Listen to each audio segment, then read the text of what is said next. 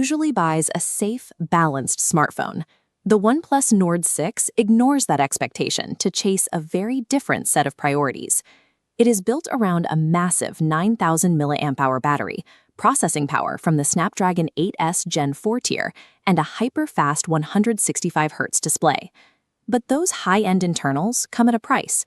You have to accept a plastic body, a step down in sensor quality, and no telephoto lens for your portraits. This creates a literal divide in the market. For one group, it's the ultimate endurance machine, built for gaming and 2-day power. For everyone else, the plastic frame and missing camera features look like a significant move backwards. The Nord 6 is a specialized tool, forcing a decision between raw performance and everyday luxury. We're stripping away the marketing to see how these trade-offs actually hold up under load, and exactly where that leaves your 40,000 rupees. We have to start with the input-to-outcome ratio of the battery, because that is where the bulk of the manufacturing budget went. This cross-section reveals how OnePlus fit a massive 9,000 mAh battery into an 8.5mm thick framework. The result is 2 full days of heavy use, with 27-watt reverse charging available to power up other accessories in a pinch. The display matches that energy. It's a 1.5K AMOLED panel with a 165Hz refresh rate and a peak brightness of 3600 nits.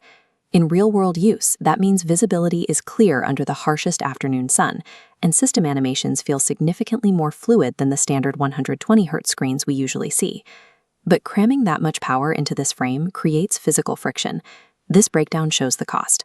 While the phone stayed thin, the sheer density of the battery pushes the total weight to 220 grams. At this price point, you usually expect a phone that feels light and effortless. This has a heavy, bulky presence in your hand and pocket. If you are a high-efficiency user who works away from a desk all day, you likely value that extra day of battery more than a slim profile. But be clear about the trade-off.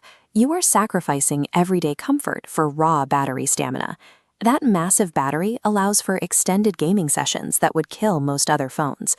Under the hood, you're getting LPDDR5X RAM, UFS 4.1 storage, and processing power that hits the Snapdragon 8S Gen 4 tier.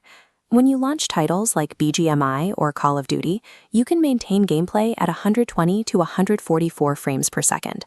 During our stress tests, the stability was impressive. We didn't see the usual frame drops or thermal throttling that plague thinner devices. However, providing that much silicon at a mid-range price point requires a sacrifice in build quality. This scale shows the trade-off. The heavy investment in processing power on the left side comes at a direct expense to exterior materials.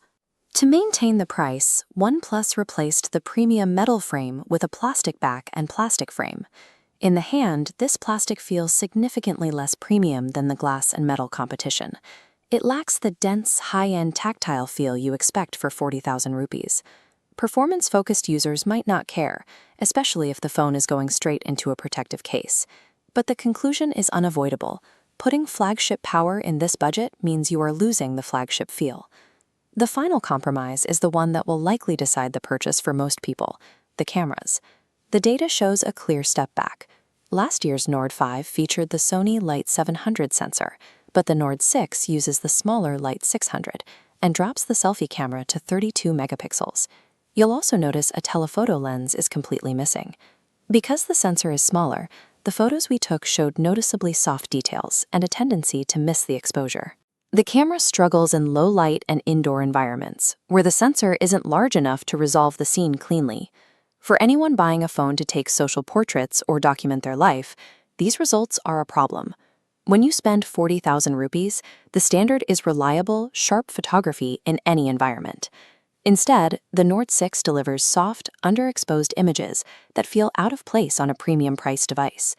The Nord 6 isn't universally good or bad. It is a specific choice based on your lifestyle.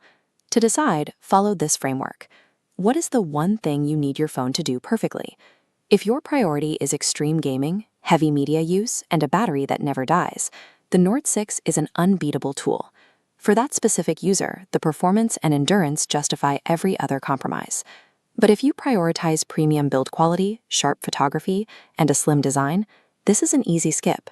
Your money is better spent on a device that offers the camera quality and metal construction you deserve at this price tier. Our mission is to give you the clarity to protect your investment. Choose based on your reality and wisdom.